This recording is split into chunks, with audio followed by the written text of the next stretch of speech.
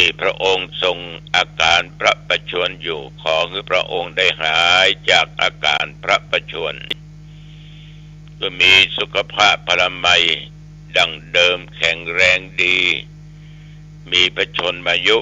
ยิ่งยืนนานได้100 ขวบเข้าพรรษายิ่งขึ้นไป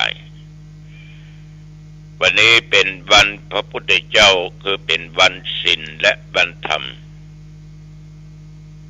เขาจะไหว้พระรัตนตรัยแล้วก็รับศีลกันแล้วก็สวดบทยะโตหังโพชฌังคะปริตกันเนอตั้งใจเนอญาติโยมอะระหังสัมมาสัมพุทโธภควาพระผู้มีพระภาคเจ้าเป็นพระอรหันต์ดับเพลิงกิเลสเพลิงทุกข์สิ้นเชิงตรัสรู้ชอบได้โดยพระองค์เองพุทธังภวันตังอภิวาเทมิข้าพเจ้าอภิวาทพระผู้มีพระภาคเจ้าผู้รู้ผู้ตื่นผู้เบิกบานกราบพระพุทธสวากขาโตภควตาธัมโมพระธรรมเป็นธรรมที่พระผู้มีพระภาคเจ้าตรัสไว้ดีแล้วธัมมังนัมสสามิข้าพเจ้านมัสการพระธรรมกราบพระธรรมสุปฏิปันโนภควโตสาวกสังโฆพระสงฆ์สาวกของพระผู้มีพระภาคเจ้า ปฏิบัติดีแล้วสังฆังนะมามิข้าพเจ้านอบน้อมพระสงฆ์ต่อไปก็จะได้กล่าวคำนมัสการและไตรสรณคมบอกข้อศีลนะโมตัสสะภะคะวะโตอะระหะโตสัมมาสัมพุทธัสสะนะโมตัสสะภะคะวะโต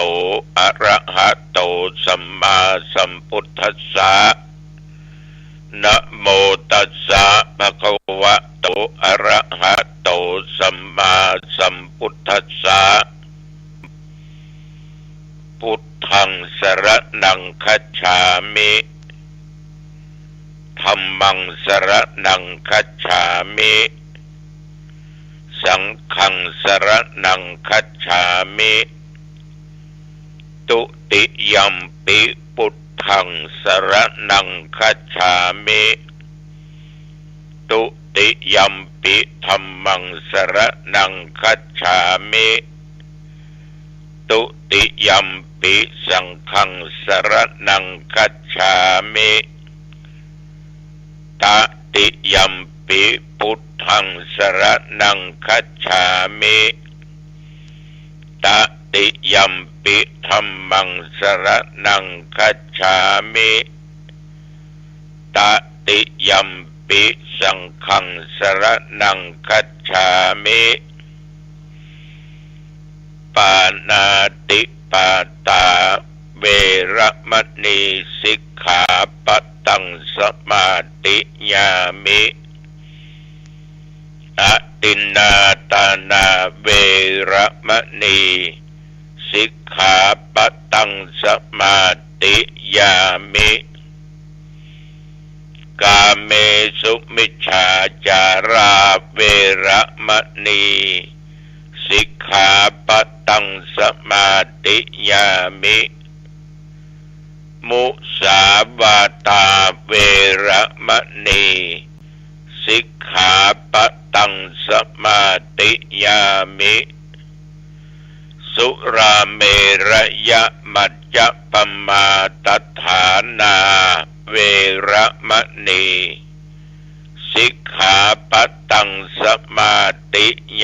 มิอิมานิปัญจสิกขาปทานิสีเลนะสุขติงยันติสีเลนะโภคสัมปทาสีเลนะนิพุตติงยันติตัสสมาสีลังวิโสทะเย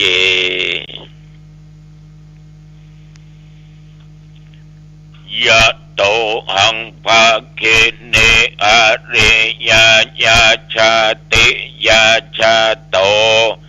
นาภิชานาเมสัญจิจะปานังชีวิตาโวโรเปตาเตนะสัจเจนะโสติเตโหตุโสติคัพพัสสะโพชังโคสัตติสังขาโตธัมมานังวิจโยตถาวิริยัมปิติปัสสัทธิโพชังคาจะตถาปะเรสัมมาทุเปกขาโพชังคาสัตเตเตสัพพัทธัสสินามุนินาสัมมาทัคขาตาภาวิตาภาหุลิกาตาสังวัตตันติอาปิญญายานิพพานายะจะโพธิยาเอเตนะสัจจวัชเชนะโสติเตโหตุสัพพทาเอกัสสะมิงสะมะเยนะโทโมคันลานัญญากัสสะปังคิลาเนทุกขิเตทิสวาโพชังเคสัตตะเทสานิเตจะตังอาภินันติตวาโรคามุตจิงสุตังคะเนเอเตนะสัจจวัชเชนะโสทิเตโหตุสัพพทาเอกทาธรรมราชาปิเขลัญเยนะปิปิริโตยุนทาเทเลนะตัญเยวะภานาเปตวานะสาทะรังสัมโมทิตวาจะอาภาธาตัมหาวุธาสิธานะโสเอเตนะสัจจวัชเชนะโสทิเตโหตุสัพพทาปะหินาเตจะอาภาธาตินนันนัมปิมะเยสินังมัคคังหัตตะกิเลสาวะปัตตานุปติธัมมะตังเอเตนะสัจจวัชเชนะโสทิเตโหตุสัพพทาภวตุสัพพมังคะลังรักขันตุสัพพเทวตาสัพพพุทธานุภาเวนะสัทธาโสทิภวันตุเตภวตุสัพพมังคะลังรักขันตุสัพพ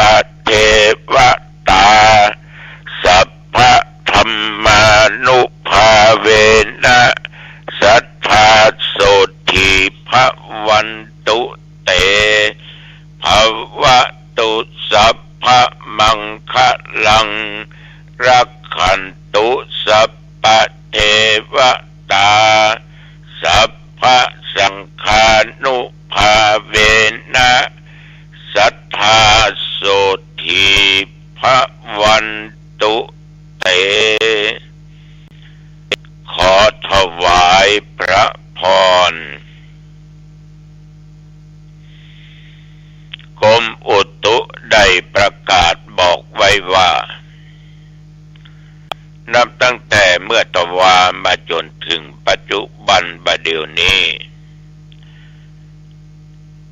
เที่ยวบริเวณวัดหนองตองและใกล้เคียงนั้นบ่มีรายงานว่ามีฝนตกแม้แต่เม็ดเดียวอากาศก็หนาวอยู่หนาวแต่พอทนได้แต่ใครมีผ้าตุ้มก็ใส่ผ้าตุ้มด้วยเนอะใครมีเสื้อกันหนาวก็ใส่เสื้อกันหนาวเพราะร่างกายของคนเหล่านั้นมันไม่เหมือนกันนอกจากนั้น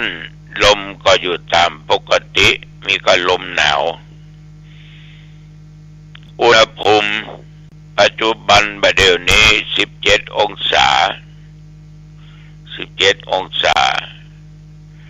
ถ้าไปอยู่ตรงนอกห้องนะ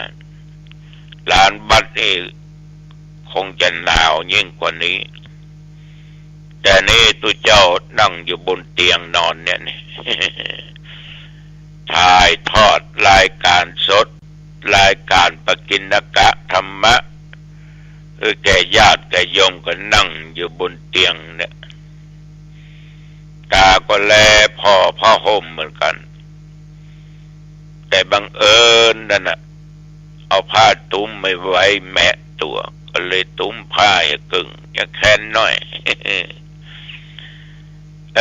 พอออกไม่ออกญาติโยมตั้งแต่กินข้าวงายเมื่อตะวาเมื่อเจ้าเนาะประมาณ9 โมงป่ายก็ออกวัดออกวาไปเก็บอัฐิคือกระดูกของครูบาเจ้าอินตากตะบุญโยแต่จริงกระดูกเปิ้นเผากันวันที่24เนาะ25เมื่อเจ้าเพิ่นก็เก็บกันเรียบร้อยละเอาไปใส่โกฐไว้ที่วัดแต่ว่านี่ก็พากันไปเจริญพุทธมนต์ตามภาษาที่เขาอู้กันมาแล้วเป็นคนบ้านก็สังฆะเป็นการสงเคราะห์สิ่งที่ดีที่งามแก่กันเป็นกำลังกะละเป็นมงคลก็เอาคุณพระพุทธพระธรรมพระสงฆ์บทสวดมนต์ไปสวดกัน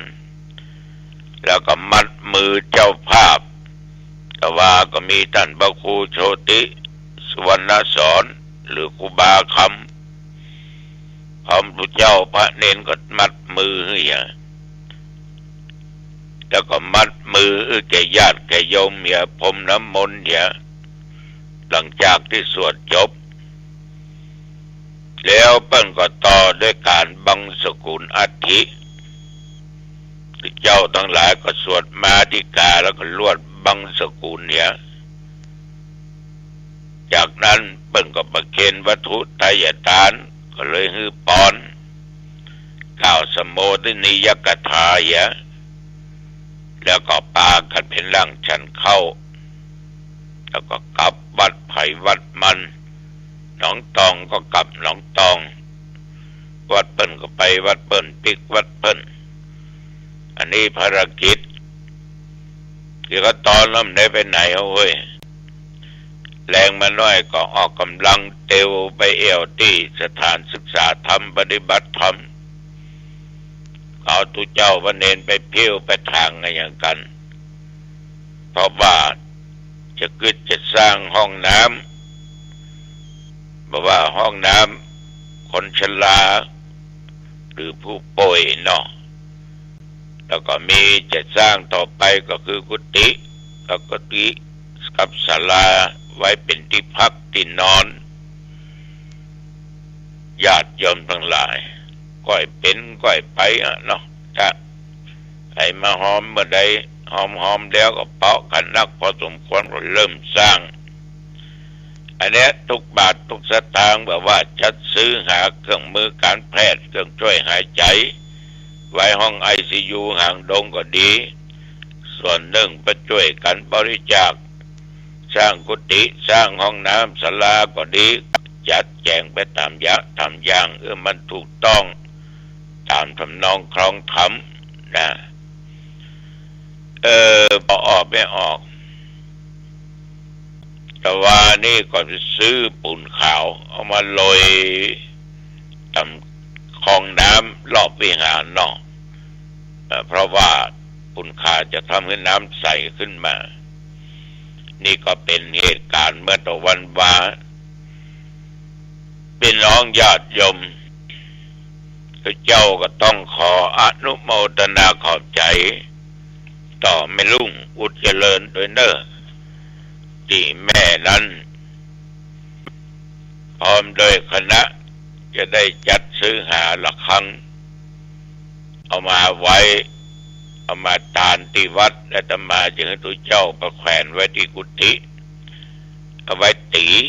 สัญญาทำบัตรเจ้าทำบัตรเย็นแผ่เมตตาตีให้เสียงมันดังก้องไปทั่วจักรวาลมันถึงไหนก็ถึงหันนอเทบุตรเทวดาเทพารักษ์เจ้าที่เจ้าดินปู่ย่าตายายจะได้รับรู้ในสิ่งที่กระทำว่ามีญาติโยมหลายท่าน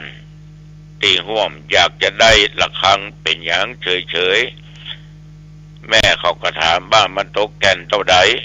อันนี้ตมาก็ยังได้ไปถาม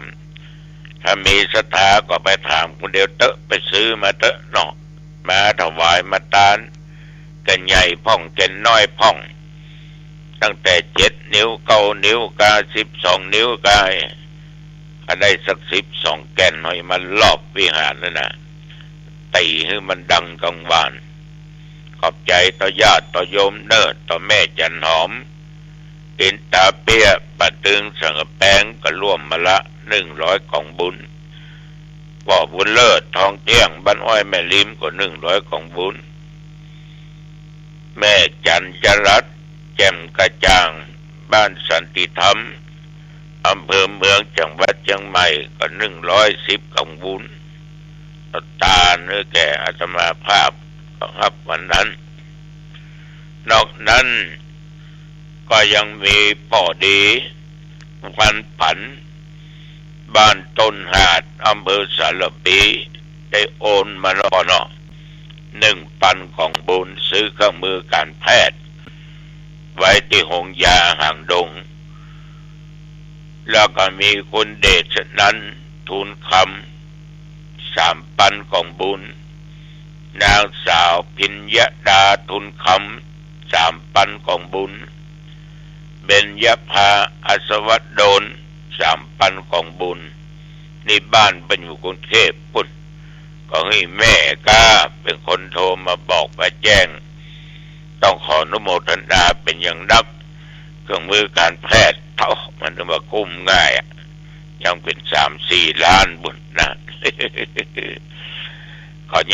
ยอมเป็นหนี้เป็นสินเพิ่นไปก่อนใจไปเหอะก่อน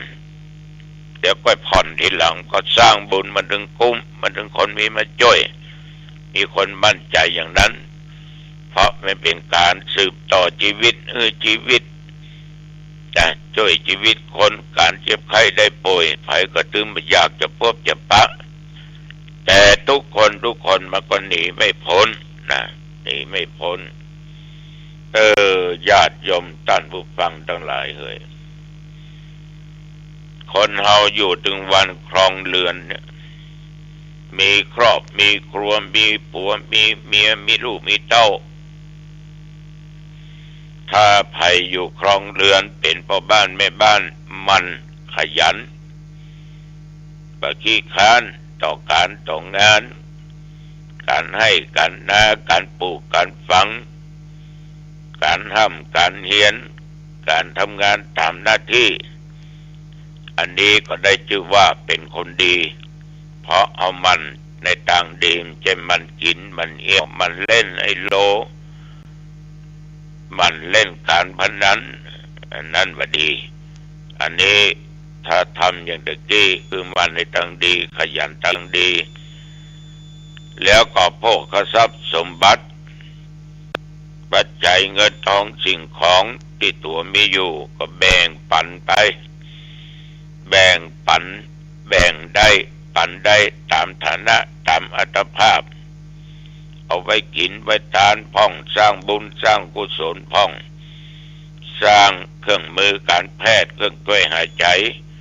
ไว้ห้องICUห่างดงพ่องช่วยตุเจ้าแผงที่ศึกษาธรรมปฏิบัติธรรม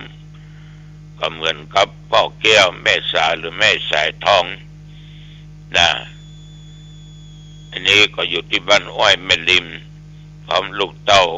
ก็จะสร้างกุฏิถวายให้พร้อมลูกเพื่อก็จะเอาห้องน้ำมือพ่องเนี่ยก็ดีอกดีใจอันเนี้ยเหมือนแม่เขาเนี้ยนะแม่ลุงอรุณเขาหมู่เนี้ยที่ก้าวน้ำมาตะเกียก็แบ่งปันกันไปกินทานไปตามฐานะตามอัตภาพอันนี้ก็เป็นข้อดีเมื่อเขาได้อย่างสมหมายแล้วสมปรารถนาแล้วเขาก็บ่หลงนะบ่หลงได้สิ่งเหล่านั้นสิ่งที่ได้มาแต่ก็มีธรรมะอยู่ในจิตในใจสันโดษยินดีของที่ได้ของที่มีของที่เกิดกับตัวเองนะมันสบายวันนี้ไปกาได้กำไร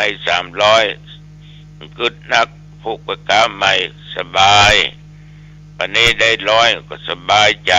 ได้มา1,000มา10,000ก็ดีใจแต่บ่หลงงมงายจนเกินไปโดยที่เรียกว่าต้องรู้จักคำว่าปอแต่บักขี้ค้านแล้วก็มันเนี่ยที่ปออกก็ใจสิ่งที่ได้มาเขาจะเป็นสุขหรออันนี้ก็เป็นข้อที่4ข้อที่3ที่ว่าดีเนอะและอีกประการหนึ่งคนเฮาเนี่ยทุกอย่างมันมาแน่มานอนมีการเปลี่ยนแปลงเมื่อเสียประโยชน์ไปก็หมดกำลังอกกำลังใจต่อสู้อย่างทุลุงเคยบอกว่าเกิดเป็นคนต้องสู้ศัตรูคือยาชูกำลังความเกียจค้านคือหนทางความหายนะจากคนเฮานี่ถึงจะเพียงพำอย่างใดจะมีเหตุการณ์อย่างใดสู้บ่หมดกำลังอกบ่หมดกำลังใจบ่ท้อบ่ถอยเต้าล้มก้มหงายต้องลุกยืนได้สู้ต่อไปสู้ต่อไปสักวันมันต้องเป็นของเราสู้ต่อไปเนอะญาติโยมเนอะอันนี้ก็เป็นข้อดีข้อที่4ที่ตุเจ้าขอฝากไว้กับญาติกับโยมนำไปคิดพิจารณาเนอะพ่อแม่พี่น้องบ้านบะขามหลวงวันนี้กินข้าวงายแล้ว10 โมงไปพบตุเจ้าเนอะจะไปเทศน์ทำมือฟังนะหน้าวัดบะขามหลวงอำเภอสัมปะตองจังหวัดเชียงใหม่เนอะเอาละวันนี้จ่าไปมาเป็นเวลาเป่าสมควรอายุวันโนสุขังปะลังพบกันใหม่โอกาสหน้าเจริญพรขอสัพพะมงคลจงเกิดแก่ท่านทั้งหลายมีสติรู้วันนี้